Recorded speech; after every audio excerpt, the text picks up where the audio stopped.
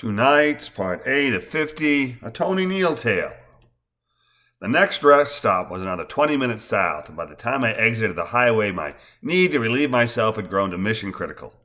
Turning into a parking spot, I asked, "You coming in?" as I frantically unhooked my safety belt and opened the door. "No, I'm fine," Jean answers, her voice poised perfectly between condescension and humor at my expense. "You're quite the nudge," I say, tossing her the keys. "I'll be right back," I add, closing my door and scurrying toward the building that houses the lavatories. I return to the car to again find Jean firmly in the driver's seat, an apt metaphor for my life.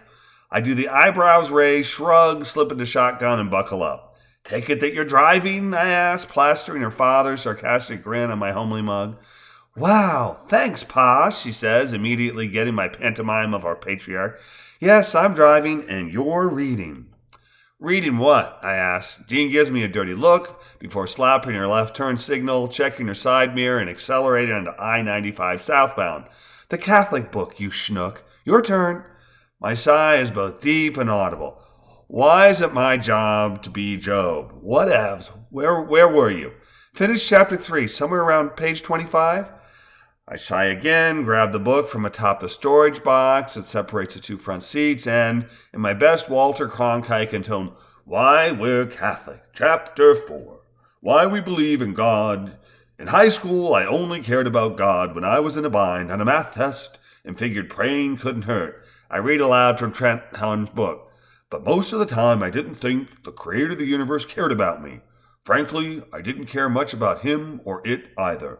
My attitude began to change, however, one Thursday afternoon in my 10th grade English class." How appropriate. "He was a sophomore," I sarcasted. "Nothing like a wise fool." "Just read," Jean replies, shaking her head. I read about greasy pizza, the identity of the creator, pantheisms, and other false beliefs. I read through 6 more chapters and 48 pages of solipsistic logical pirouettes that neither entertained nor informed. Mr. Horn has his cornucopia of confirmation bias, and I had my own horn and plenty of dissimilar observations, revelations, and cogitations. What really bothers me isn't our opposing views, but rather the slipperiness of T.H.'s narrative, how he explains the inexplicable in a linear "Eureka! Here is the key to understanding, and enlightenment is a given. I have revealed undeniable truth fashion." Juxtapose this with his presentation concerning paradoxes that result from failure of language as though they are true paradoxes, and my view on Trent Horn's veracity is challenged. Disingenuousness is the name of a noble cause, is exactly how I view religion, and here's good old Trent using this technique to guide and teach.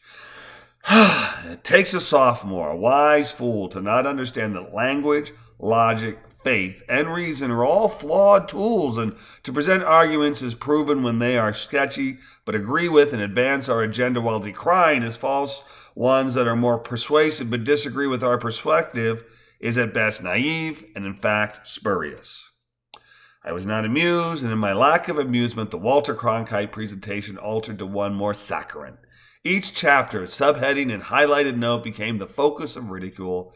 Talk about confirmation bias. Even as I mocked Horn's words, I laughed itself. Good thing my stones were only verbal, otherwise I'd be up on assault charges for all the rocks I threw.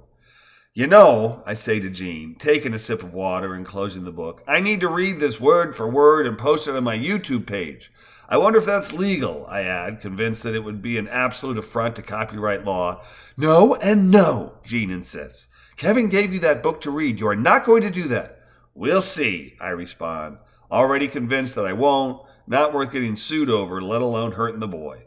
"But I am posting on Facebook how much I love this book," I add with an eye roll as I snap a photo of the book's cover and post, "Pretty sure I'll be reading this book aloud, word for your edification and listening pleasure. May God have mercy on my soul."